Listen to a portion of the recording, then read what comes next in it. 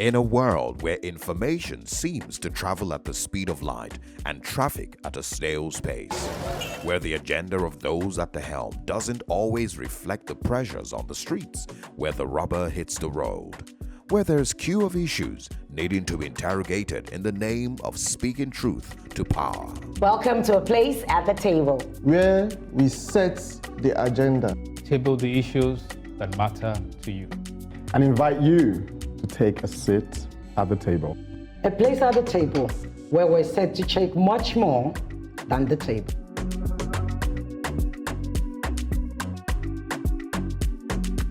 Welcome to A Place at the Table. However, I can't promise you that today's discussions will be orderly.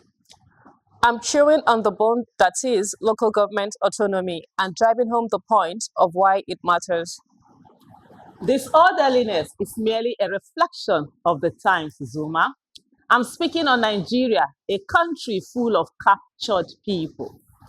A reflection of the times or individual expressions. I'm calling into question our current brand of role models and activists. Aisha, you may not be surprised to know that you feature prominently in this. Bring it on. Well, no surprises there. But we wait to hear how this case will be settled. My issue is with wrong priorities at a time where body they pain everybody. Now me talk am. I've titled it Much Ado About an Anthem. Much ado indeed.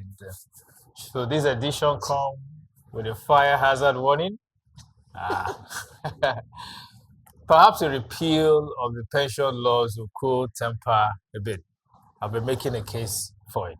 We don't shy away from the issues. We tackle them head on. Settle down and prepare to unpack matters with us after the break.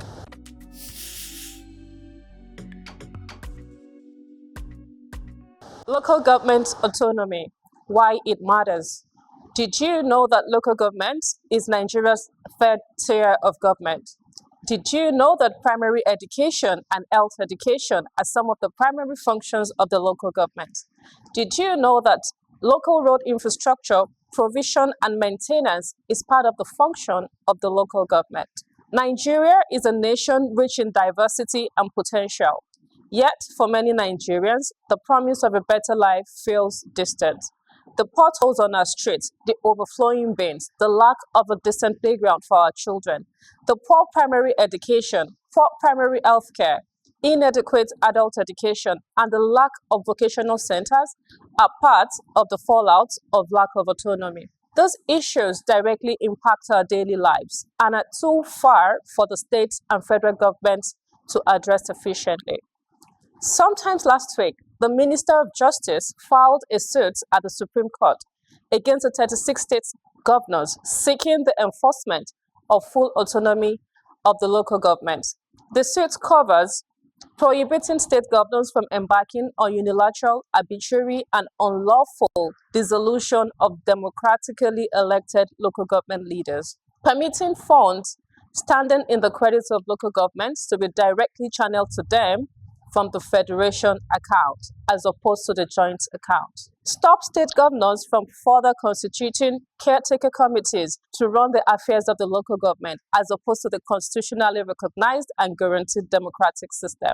Restraining governors, their agents, and privies from receiving, spending, or tampering with funds received from the federation account for the benefits of the local government when no democratically elected local government system is put in place in the state. The implication for the average Nigerian is a new dawn in reaping the benefits of democracy. Local leaders understand the unique challenges of their communities, and autonomy allows them to make decisions and allocate resources to address those challenges directly and faster. I look forward to my co-host's thoughts on local government autonomy. Yinka. I think that, I agree absolutely with the advocacy and the fact that the government at the local level should be what every Nigerian first experience before they experience any other thing. Unfortunately, what we have in Nigeria here is that Nigerians experience the federal government first before they even experience the state. Yeah, in some form, before they even experience the state or all the local governments. And we need to review this and look at how we can bring this home. In 2003, the governor of Lagos State then, which is now the current president, President Tinubu, created 37 local council development areas from the 20 local governments in Lagos, and we knew what happened, with the federal government then, and then it snowballed into a Supreme Court case. Yes. But you see, the idea, so taking the politics away from the clash, the idea really was the fact that you need to create local councils that are close to the grassroots, so that people can feel them. Today, Nigeria has 774, and in my mind, it's like, that's too small. We need to really break this down into smaller councils and everything, and give them the power of the constitution itself to give them self-funding. In fact, governance in a way, so that we can bring development down to the grassroots. Thank you, Aisha. Well, for me, I'm always in for local government autonomy. It's long overdue.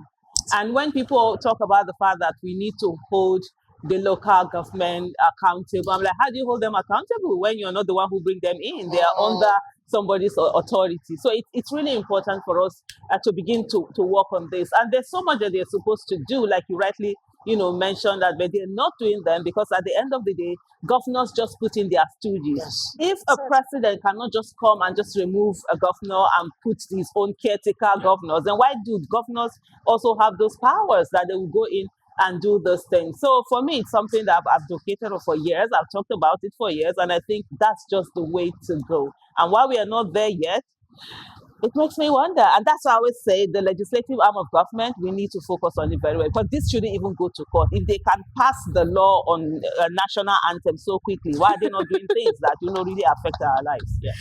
It is Kate. Oh, talking about low-hanging fruits. The local government is a low-hanging fruit that can connect easily with the people. I mean, I hear what Yinka is saying. They need to be self-reliant, basically. They need to offer those services as close to the people as possible without interference from anyone. Really, how do the people feel any effect if we have to keep looking up when we can look down and straight ahead? And we should be able to go and knock on somebody's door, like you have the councillors in the UK. Around, and I agree with you, there should be more. 774 for over how many million of people is simply not enough, because then you're basically going to have whatever services that they have stretched and not going round to the supposed local government. So they're being stifled and, how do I say, compressed, suffocated. They need to be let loose, set free to operate so that the people can have some sort of governance effect. Thank you. Yinka. All right, thank you for that advocacy. And I remember that I think I raised something similar to this a few weeks ago when I was here. And I usually like to go back to the citizens. A lot of people don't like when I do that because they say, oh, the government is supposed to be responsible. But I think that it starts with the citizens. We need to be very much interested in participating in the local government areas than the state government or the federal government. We need to be interested. If you don't vie for those posts, then the governor can put anybody they want there. But the point is that if we have more quality people who are interested, including myself, you understand, including all of us, if we go for those local governments and we decide to function there and compete there, yeah, you may not make it in the first year, second year, or third year, but there are so many people. You have just one president and you have 36 governors, but you have the opportunity to be part of 744 local governments. 744 local governments. So I think it starts with us. Like my estate, like I gave an example, somebody is in charge of this, is in charge of that. We try to call meetings. The management doesn't want to listen to us. Eventually, we'll force them to listen. It is the same thing. And finally, I will just say back to what Yinka is saying. If you cut it down, and the local governments are even much smaller, or the councils are even much smaller, so each person is having to take care of maybe like 500,000 people or 1 million people, if it is not too bad, then we can get closer to ourselves. But we can't keep pointing and saying that, oh, that legislation to do, yeah, the legislation can be passed. But the point is that quality people need to go in there and choose to be part of it. How do they get in if the governor is in charge of the funds and who he puts there? How did the governor get in? How did he get in? How did the governor And become the governor? autonomy. He was put in there now. Autonomy, but there's no local government autonomy. I don't know. So that- I think that's this important. is one of the best initiatives or moves of the current administration to ensure that there's a lawsuit against these governors. The moment this passes, the next thing we must do as elites or whatever we like to refer to ourselves as, we must go in there and participate. Otherwise, we're just going to keep talking every day. I think that I like the idea of the lawsuit. They're going straight to the Supreme Court, but we don't have to wait for that. We could have just amended the Constitution. Simple as ABC. The issues that we are facing here are the issue they are going to the Supreme Court to go and resolve. Yeah. It's a constitutional issue. Yes, Exactly. So the National Assembly could have just sat down and said, okay, what's the issues? We want autonomy for the local governments. Then let's give them autonomy from the Constitution. We want more local governments, so let's create more local governments and put them in the Constitution. Because the problem we have really is that this sovereign rights of default, it's in the Constitution. There you go. So you can't change it until you go back to the Constitution. And I think that provision needs to be removed from the Constitution, such that if every state, for instance, feels like I need to have 100 local governments, all right, they should have provisions within the Constitution that allows them to be able to do that within certain restraints and things like that, so that we can bring development to the people at the grassroots. Yeah. When the case has been made, we can focus on pushing for implementation. Right, Aisha? Absolutely.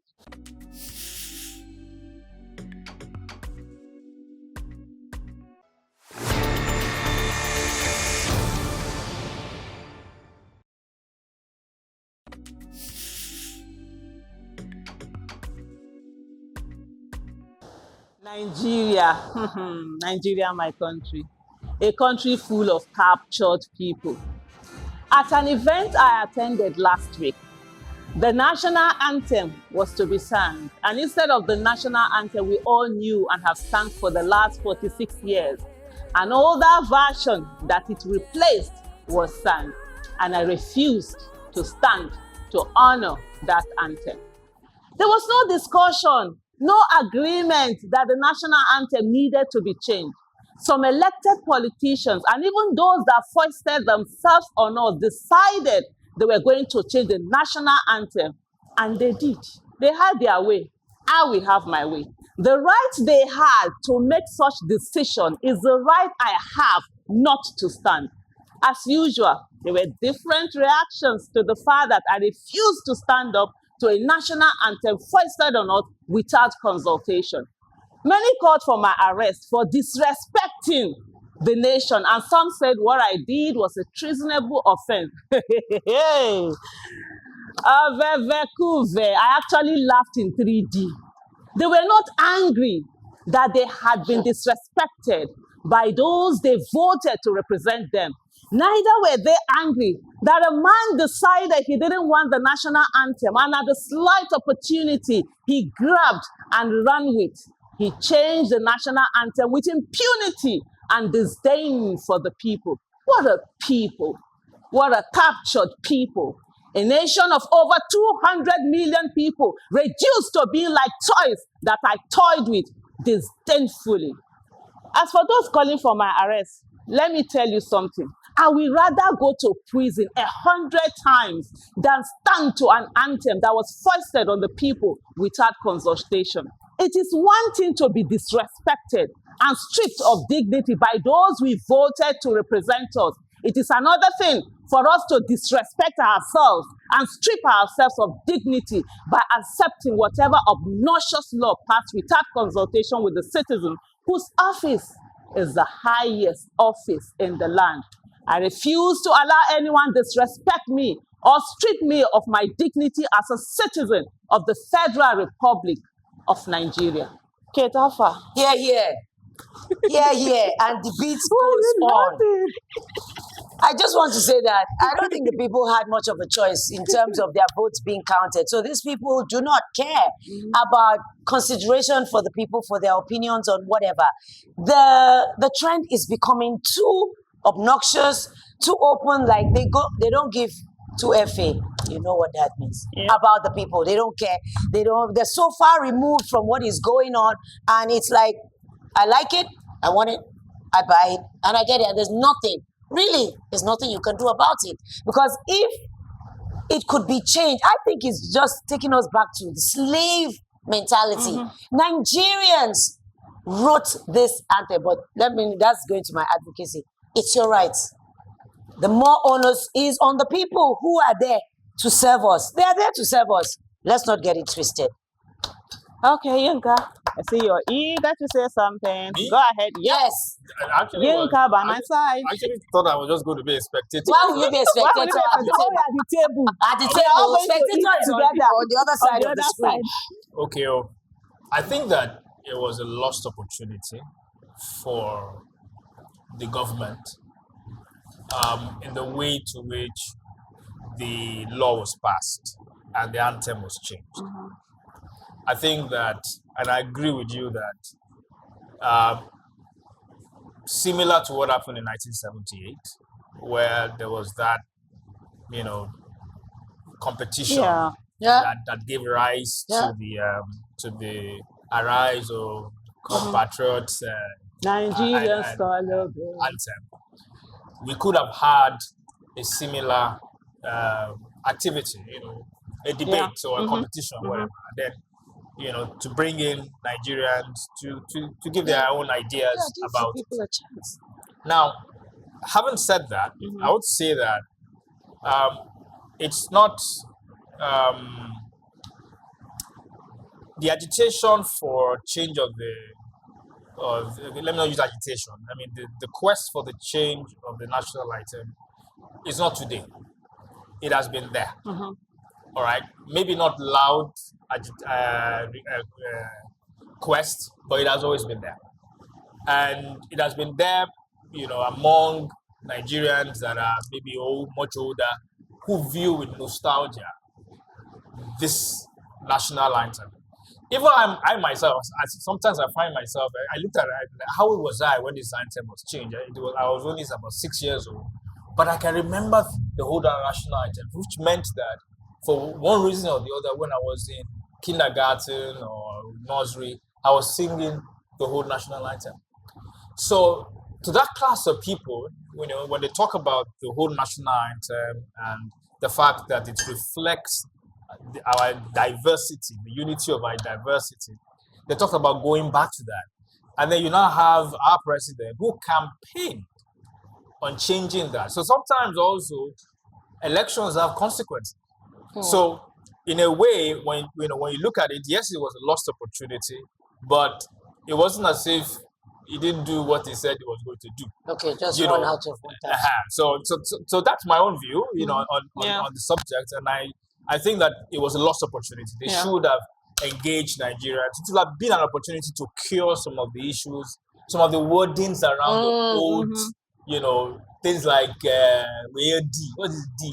The spirit of Nigeria.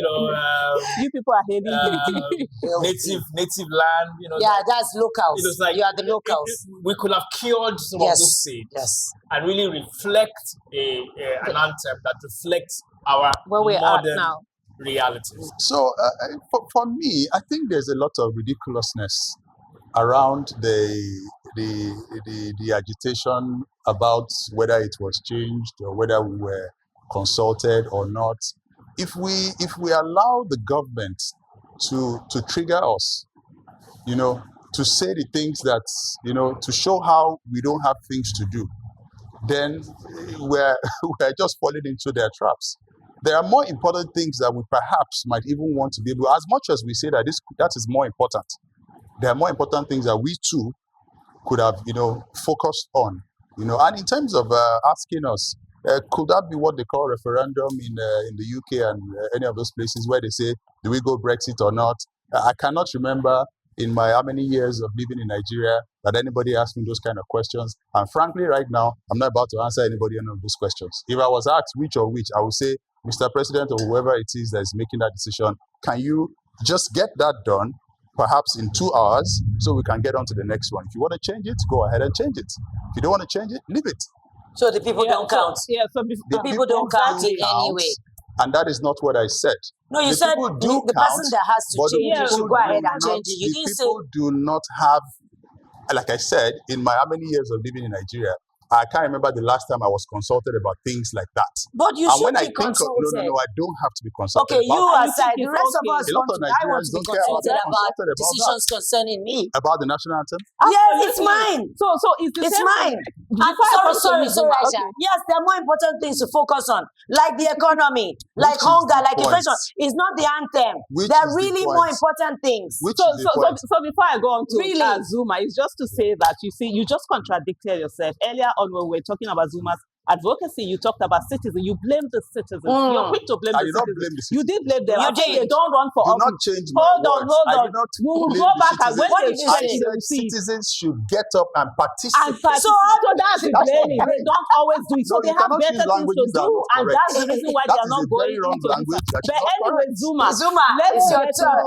let's talk about it. Concern is the fact that I can sing the anthem. I don't know where I got it from, but the moment I said, "Oh yeah, I know this, I can sing it," so From your I'm worried. subconscious. Yeah, from my Maybe. subconscious, I was worried. Maybe you were born before. I hope not. I wouldn't want to do this country twice. Oh, Anyway, wow. I heard that. so my thoughts about the new national anthem. I feel like the timing is very wrong. Nigerians have had to deal with so many different changes in the past 1 year that we are just trying to adjust to. I don't think it's the right time to change the national anthem. And I don't think, even if we're going to change it, I don't think that should be the crux of conversation on the 1 year mark of this current administration. It could that was like what everybody was talking about. We should be talking about other things, not, oh, we have to learn a new anthem. The government, again, on this particular situation, not impressed. And also on the choice of anthem, I am aligned with Yinka in that space because, again, there are so many things. It could have been an open contest. It could have kept it open. Your Yinka. We could have had a whole lot of, there could have been a lot of fanfare around this to drive unity, to drive inclusion across all the regions, across all the sector, get the young people involved, get the poets and all of that. We can definitely do much better. But again, we are where we are. We have a new anthem. Nigeria, we hail thee. For me, Aisha Yesufu, my anthem is Alright. You'll be singing And the it thing alone. is that, also to just quickly add, is the fact that, we see certain things, they are testing the ground.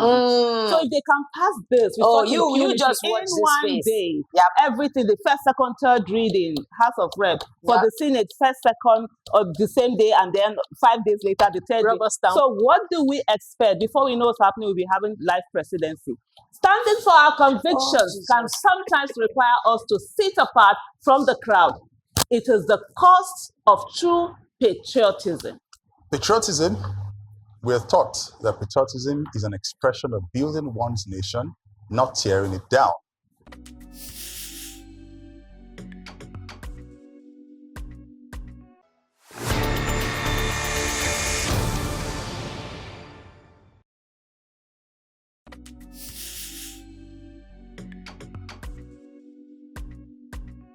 Role models, activists, engagement farmers, and attention merchants. The world has evolved progressively to a point where we think there are no longer gatekeepers, as it seems. But we forget that gatekeeping is not only about shutting the door, it is about opening the door as well. And while it is more popularly known for preventing access, it is indeed very much about giving access.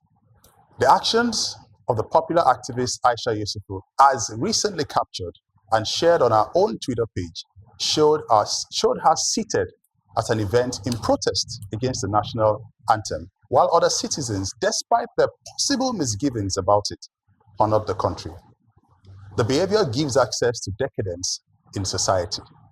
Speaking of gatekeeping, this is an example of an adult asking the younger ones not to obey the law of the land and its constitutions. The president, the office of the president, and the national anthem are different expressions and reinforcements of our sovereignty at home and abroad that must be upheld and respected.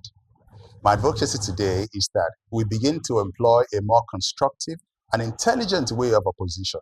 Social media would allow anything does not mean that we should feed it anything. It is a show of shame and outright lawlessness. And speaking of the anthem, one would have expected that a more cerebral breakdown and analysis would have presented a more solid argument. It is akin to those who say the current president is not their president. Then, who is your president? You might as well cease from spending the currency of the nation. I believe that the opportunity that social media presents is a level playing field where anyone can engage anyone. And this is a good thing as it fosters information and knowledge exchange. But what we see lately is a very weak, uncoordinated opposition that does not have genuine persuasion besides making sensational content. And the younger followers have followed suit without a role model to caution them and show them what the actual power of opposition can look like. I look forward to a Nigeria where we can engage on the real issues and do so brilliantly in order to present us with a valid reason to support the aspiration of credible and respectable opposition to the government, not throwing ridiculous tantrums in front of the whole world. No doubt we're in an attention economy, but we can leave that for the entertainers. Okay. I think my name was mentioned, so yeah, absolutely. Go ahead then. Stephen Biko, exactly. That interaction is what I don't want. Thank God that you know about that. Stephen Biko, when he mentioned that people who are oppressed, definitely was describing you. And there's something else that struck me in terms of the fact that you contradicted yourself. On one hand, you say, okay, the national anthem is different from the office of the president, and then you go on down the line to talk about people who do not accept the president, then they shouldn't use the currency. When did you match the offices and all those ideology or whatever it is that you wanted to match? And what I found surprising was how you were talking about opposition. If we wanted to talk about opposition to government, then we should have brought the politicians here who are in opposition for them to discuss and not talk about them when they are not here at the table to be able to talk back to you too. And when it comes to issue of role model, fine. There were how many people there who stood up? Why are you not discussing them and telling us how they have been so much of a role model to you? And the thing is that people must not abdicate their responsibilities of occupying their office of the citizen. They must not abdicate their responsibility of being citizens. If we have captured people who are willing to be captured, Yinka Obebe, you have a right to be a captured citizen. I don't want to be a captured citizen, and so I won't be. So the issue of role model is for you to go on and be that role model. First of all, you called me an activist. I'm sorry, I'm not an activist. I'm an active Nigerian citizen who refuse to be silenced, who refuse to allow people who are the same. No Nigeria is more Nigeria than any Nigerian. And of course, those people will not strip me of my citizenship, because that's exactly what you're trying to do. And for the younger generation, you see what has happened. This country is as dead as it is because we have people who decided that they are not citizens, they are slaves. And they allow people to walk over them, do everything on them, and continue to allow you specifically mention my name. So I have a right of response, and I will respond to you. And the way I sat down here and listened to every word of ridiculousness and every insult you try to put there, you will also sit down and you will listen to me. And you know another thing also is the fact that the people who are educated, they are the worst kind of people we have in this country. They are the mentally abducted people who come out and put a persona of intelligence. They think they are intelligent. The next person is, if you wanted us to quickly move on to the next person, you should not have mentioned Aisha Yesufu. You should have spoken on your advocacy. But now that you have mentioned Aisha Yesufu, I'll borrow your time. And now that you have mentioned Aisha Yesufu, you will listen to Aisha Yesufu, and you will not interrupt Aisha Yesufu the same way Aisha Yesufu sat down and listened to you. And so for the younger generation, we have a country that is messed up. We now have gotten to a stage where our children are stateless. They are running all over the world looking for where they will call home, because we have people like Yinka Obebe who have said that they are captured and they have a Can right we to go it. to I the don't next have any person, issue please? with that. But please ensure that when it Aisha, comes to you were Nigeria, being you stand absolutely on what you need to ridiculous. do. Can I? You said that before, and I didn't interrupt you. You've said that before twice. There's no amount of rebuttal you want to give that changes that. You can listen to my want to change advocacy it. again, No, and you probably understand it better. I don't Can we want to. go I don't to want you, to change please? your advocacy. You have a right to it. Okay, so for me, you can't hurt me and tell me how to react. If Aisha chooses to sit while as a sign of defiance towards the change of the national anthem, that's her call. I don't think she deserves to be called out for that. And talking about opposition, right? There is no, what's the word again? That opposition are not opposing well, right? Again, there are no templates for these things. People oppose the way they know how to. People act the way they know how to get results best. So if noise making works for the Thank opposition, God for using that word. let them make it. It gets things done. If entertaining works, if it gets the message across, oppose however, advocate however you choose to advocate, as far as it works for you. If I was in that room and that venue at the time when the national anthem was sung, I don't necessarily agree with the process of bringing a national anthem, would I stand up? Yes, I would. I would stand up. Not because I believe that the national anthem should be changed or not. It's because I believe in the symbol of what it represents. Mm-hmm. And, you know, when you think about the national anthem, it's not just, it doesn't stand in unison. It stands with the flag. It stands with the pledge. It stands with the symbol of our sovereignty. And so when we are called to say, to give that pledge or that whatever, we are called to respect and give obedience to that representation of Nigeria. So I would not have, you know, sat down. Maybe I would have refused to sing it, but I would have been standing. But do you know it? Yes, I know it. And I know it. I mean, I know it, you know, by heart, you know, the first stanza anyway, not the second one. And I think that, you know, that is what Yinka's Obebe's advocacy is about. I want to go away from all the ridiculous name calling. Exactly, because a lot of name calling there and this thing. I think that sometimes this is the problem we have, that when we want to have adult conversations, you know, when it starts up with name calling, exactly, it will only it takes away. Yeah, it doesn't go well. We can have this conversation. And there's a lot of conversation we can have about this subject. Absolutely. The process was problematic. All right. You can't pass a law in 4 or 5 days. Okay, from first reading to the end of it. It doesn't work. I mean, there's a problem with that in itself. It's a law. Yes, we agree it's a law. We agree that we are not lawless people. We are obedient, you know, law abiding citizens. And so we must obey that law. But when you look at the many issues that we have in this country, we have inflation that is skyrocketing. Food inflation is going away. We have insecurity. We have this issue of the local government autonomy that they could have done with the, you know, amended the constitution. You know, those are more pressing issues that the process, this fast-tracked process could have solved. So there's a lot of conversation that we can have around that process. And I think that, you know, maybe what Yinka is trying to say is that your advocacy or your defiance could have been more channeled than that. But then, I'm Yinka Ogunnubi. Exactly. Aisha Yesufu. You are Aisha Yesufu. And you have your brand of, you know, Defiance, you know, and it works for you. If I try what you did, it won't work for me.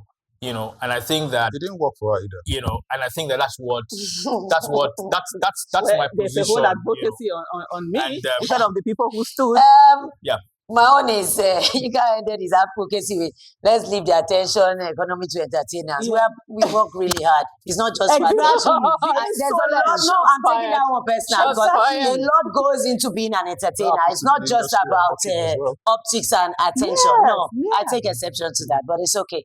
I don't think Aisha is the problem. She has handled herself. I cannot speak for her. I will not speak for her.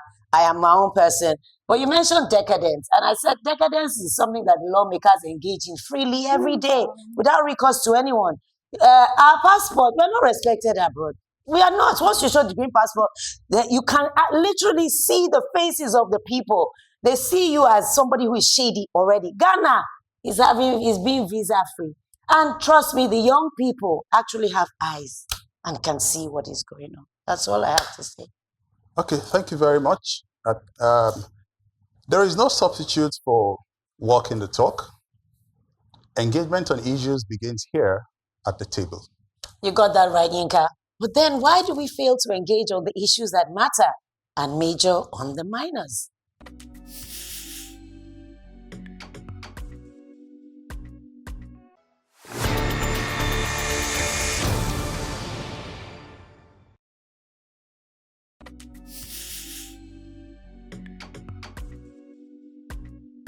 Much ado about an anthem. Arise, O compatriots, Nigeria's call obey. And indeed, a call for entries was made for a new anthem to replace the old one from the colonial masters. And out of 1,499 entries, 5 Nigerians were among the finalists and eventually penned a new national anthem in 1978. They were of diverse professions and vocation, a woman and 4 gentlemen, namely 1, Eme Etim Akpan, who was a bank manager at United Bank for Africa, late John A. Ilechukwu, who was a lecturer and a poet, Babatunde Ogunnaike, a professor of bio and chemical engineering, an established guitarist, Sota Omogui, a medical doctor who was a specialist in anesthesia and a best-selling author, Phillips Olusegun Aderibipe, author, political scientist, and educator with great pride. They wrote with heart and might. But sadly, last week, their worthy and heartfelt contributions were thrown right back in their faces, as government is wont to do. With speed and alacrity, the rubber-stamped National Assembly introduced debates, passed, and signed the National Anthem Bill to revert to Lillian Jean Williams' version, which she wrote in 1960, without a moment's thought or consultation with the people they supposedly represent. It was a case of I like it, I want it, so I buy it. It also goes to show that it is possible, very possible, to pass bills and make policies that will benefit the people with the same speed and attention the national anthem being got. But they just do not care. All I want to say is that they don't really care about us. There are more important bills still unattended. One of such examples is the Sexual Harassment in Tertiary Education Institution Prohibition Bill, stuck 8 years and counting. A new old national anthem is not the priority and will not in any way fix the current realities Nigerians are facing. The political class have made sure that though tribe and tongue differ, we should not stand in brotherhood going by the conduct of the 2023 elections. They've lost our trust. That is the reality. Nigerians have no confidence in their decision-making abilities. Panelists, your thoughts. Now that we have reacted to this national anthem, now that we've said that they shouldn't have passed these things so fast, what has happened? Nothing. Nothing has happened. And the fear, like we rightly said, is that, oh, somebody might now take that same model and extend it to other things that people do not want. So what I would say is this. I think that, I said that earlier as well, I think we should not take a bait of any government whatsoever to dictate the things that should occupy our time. We should not take that bait. It is a very dangerous bait if we keep falling for it and we keep going for it. And quickly, I want to say that we might also want to look for other ways, to engage these people. Politicians, like we all know, very crafty people, very premeditated, very everything and all of that. But I believe that there are ways that we can engage these people. Even if we lost, even if we don't win, at the first instance, it is there in the record that this thing has been engaged. And we have said we don't want it or we don't like it. For instance, thank you for reminding us of all the amazing people that wrote this thing. Like I said, I wasn't even born when that anthem came up. Timmy Dakolo's anthem, I love it. not because it's Timi Dakolo, but I love the words of it. If we were asked to vote, that was the tweet I tweeted, I will vote, let's just go for Timi Dakolo's one. And trust me, a lot of people will also say, no, why that? Nigeria is fragmented in so many ways. So that might just be an exercise in futility if we pursue that. So my take is that much ado about nothing. We should not allow the government or some politicians to decide what to engage us with because they know we will take the bait and bite. It's historical that this will be the first time at the table that we are taking 3 advocacies on one topic. On one topic. So it's historical, really. You know. I wonder why. So I just wanted to note that, okay? Did you know about this history of the anthem? Did you know about the people? No, I didn't. I Okay, didn't. continue. And I think that was a very good, Thank you. education for us. And I would have loved if we had recreated that. Yeah. In this, Like you time said before. as well. You know, and I'm pretty sure that we will have come up with something that is a lot more reflective of our challenges. Now, I cannot take my mind away from the political dimension of this act, because the old anthem, the Arise O Compatriots, anthem, came in 1978 during the Obasanjo regime. Now we know that there's no love lost between Obasanjo another angle and the I current didn't even president. think about it. So you go back to 1999 when there was this clamor for which one should be the public holiday, June 12th or May 2029. All right, and then Obasanjo said, no, it's going to be May 29. And then what happened during It's June 12th. the Buhari administration? They overturned that, okay, and then went back to June 12th. I see a political dimension to this conversation, and it might actually be a political solution that resolves. I mean, we have 220 million people who are dying, being oppressed, all sorts of things. There's insecurity in the country. There are people who are hungry. There are people who can't even feed. And with all the problems on ground, it's some people who just think of getting into office and just doing whatever they want to do and settle the beef. They are using us to settle the beef. And what is really more heartbreaking is the fact that citizens actually think that it's okay. It's okay for them, to continue with this. And there's that people are not discerning to look at and say, this is not just what it seems to be. What are the deeper issues? What are we facing right here? When you mention, when after reading, listening to your advocacy, and I wonder, the people that do buy Nigeria to grow the Naira, where are they? This is an anthem that was written by Nigerians, now replaced by one, written by other people. And I find that, a bit sort of like confusing. I bet they are quiet. But when it comes to gaslighting citizens, when it comes to telling citizens this is what they should, they are very quick at it. But when it comes to holding government accountable and responsible, they never do. And they keep giving government the enabling environment for them to abdicate, their responsibilities. And just thinking off of what Yinka Obebe said, when he said, the baits, the government is putting out baits. There are 220 million people, at least, in Nigeria. Whatever they have, let different sections pick whatever bait and keep baiting and keep doing it. You see, the thing we have is that, and I've always said this, and I say, Nigeria does not need more activists. I think I've been saying that for the last 4 years. Nigeria needs more active citizens. So don't abdicate your responsibility and go home and be shining and be using your skincare, this thing, and be feeling that, you're a G somewhere. Then there are certain people who should be on the street and be beaten by rain who will advocate on issues for you. No. Every one of us, we have to be active citizens. So whatever it is, if the people are preoccupied with certain issue, when other issues come, you take on that issue and go ahead and do it. And I just want to end by saying that, was it not national anthem that our children were singing at Lekki Tollgate when they were killed? Okay. Thank you for the education and on the history of the Nigerian national anthem. I like the inclusiveness of the team that composed the inclusiveness and the range of the team that composed the old one now. And it's quite sad that we have to revert back to the one composed by a white woman. But right now, do we all know the national anthem now? I know mine. Yinka, do you know? I'm learning it. You are learning it? Yes, I have to learn it. I wasn't born when it was made, so... I can't be bothered. You can't be bothered. Okay, any last takers? No? Okay. For me, I'd rather say a closed mouth is a closed destiny. I'd rather speak than be quiet, to be honest.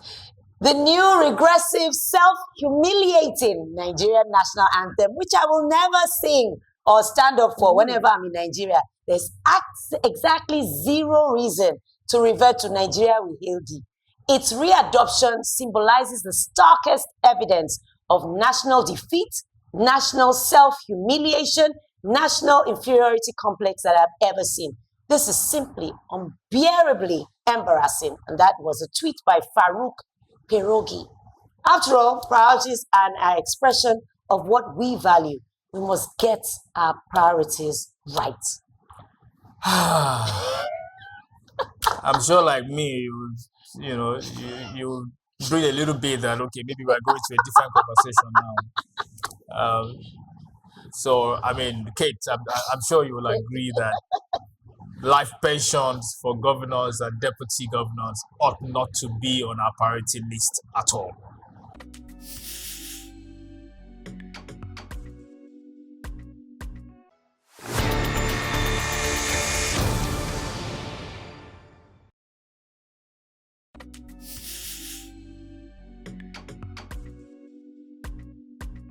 As of 2020, about 25 states in Nigeria have passed the pension for life laws for governors and deputy governors. Depending on the states, those laws granted ex-governors and their deputies the following benefits among others: 100% annual basic salaries of the incumbent, 10% of annual salary for entertainment, 1 to 6 vehicles every 3 to 4 years, build a fully furnished house in Abuja or any location in the state, free medical treatment for governors, deputies, their families, home and abroad, personal and domestic aids, police and DSS officials, and paid vacations. The total cost to the nation of this pension for life bill is estimated to be around the 100 billion mark since inception. If we mark up for inflation and devaluation, that amount will likely hit the 200 billion mark before the end of this administration. Ironically, 14 of these ex-governors are currently serving senators, while another 7 are ministers in the current administration, including the president, presumably still collecting their pension largesse. Only 1 is on record to have written to request that the payment be stopped. Bless him. It is painful that 20 years after PENCOM was signed into law, only 6 states out of 36, namely Lagos, Osun, Kaduna, Delta, Ekiti, Edo, and the FCT, are currently remitting the contributory pension schemes for civil servants. 7 are yet to even pass the law. To make matters worse, many of these states are also owing several months of pension for retired civil servants. It's got to be a new level of insanity and insensitivity to be owing workers pension while paying and guaranteeing the payment of pensions for life for ex-governors. There are some bright lights at the end of the tunnel, though. Some states like Kwara, Zamfara, Abia, and Benue have taken the bold step of repealing these laws, and we commend them for that.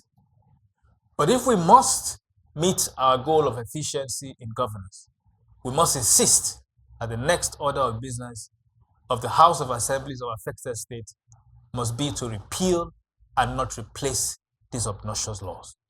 We have 25 years now, right, of uninterrupted democracy. And that's to say that we're going to have more of these governors and deputy governors. And with the fact that there are a lot of medical breakthroughs and people are living longer. So we're going to be paying these pensions for a very long time. It's really obnoxious, really. And people must resist this. For me, I commend the states that have repealed this already, but people are being shortchanged by those they elected. And it takes how many years? 8 years, and you're collecting this whole amount of money. And I think also there are some states where the house is one Abuja and another one also in their own state. For me, I think it was last year or early this year, one of my most heartbreaking moments was seeing pensioners from Abia State who had been owed for over 10 years, and they were paying them the accumulative amount, and some of them were just simply like 1.4 million. for 10 years. Are we being fair to people? And most times, it is just civil servants who did the right thing. Because in this country, we punish people for being law-abiding, for doing the right thing. They didn't steal. They didn't loot.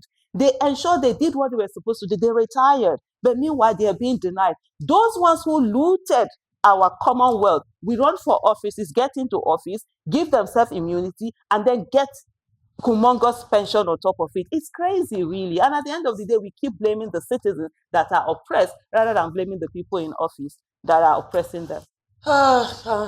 Images of pensioners queuing, waiting for their money, falling down. We've seen those images, and really, it takes a heartless being to let that go on. I'm personally calling on my state government, because I didn't see Cross River inside there, to please work on repealing this act and pay the pensioners. If it was your parents and you weren't in the position that you were in, you would be angry. Like, what is life? So what happens is until they are dead, then the money stops going to the governors, deputies, their aides, and abroad. Why abroad? Do you live abroad? Okay, I guess they do. Because that is why they will not make this place okay. Because they can go abroad and take care of themselves. It's just truly sad that people who have given their life to service do not get the commensurate remuneration. It's truly evil. That's all I can say. I completely agree that pensioners should not be left even to queue to get their money in the first place.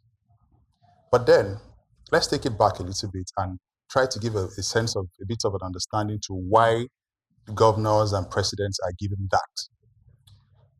The office of the president of the governor it should not be a place you go to go and get rich.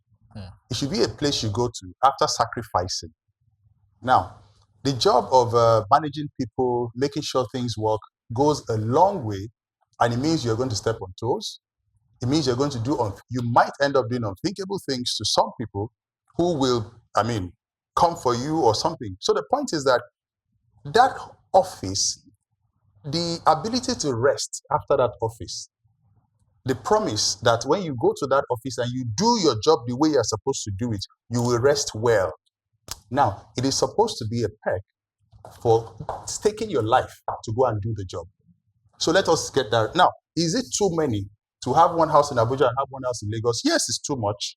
Should you have 6 cars? Yes, it's too much. Should you earn 20 million every month? Yes, it's too much. But should the people that go to that office be given an assurance that you might end up fixing all of the roads and somebody hates you because of that? Or some people think this is wrong or whatever it is, and you never get any other opportunity. Can the president come to your office and ask for a job? No, he can't. That's why they all go printing books and go talking in conferences. So that is the reason for that. And that should be taken care of. But should people be owed their salaries or their pensions? No. I need a step-by-step procedure now to become a governor. I would like to participate. There you go. Very attractive office indeed. Lifelong. Forever. Sounds very attractive. I understand the idea of life pension for certain public office holders. The idea is to give them a sense of security and let them know that to discourage them from looting, because they know that their quality of life will not be impacted even outside the office. But be that as it may, it is over the board. And the fact is we are too poor to sustain these things. The masses are hungry. The pensioners, the people that served the country, the states, all their lives, they are unable to afford 3 basic meals. So it should not be at the detriment. We can't afford it. That's just it. The law should not exist. I think every state should repeal that. So we really have to look at what we can afford. What we can afford. You took the words out of my mouth. We are too poor. And then we can't afford this kind of largesse that we are giving to the governors. If I may just quickly add, just to say that sometimes also it's not even about money for what is security. But most importantly, I want to say this thing again.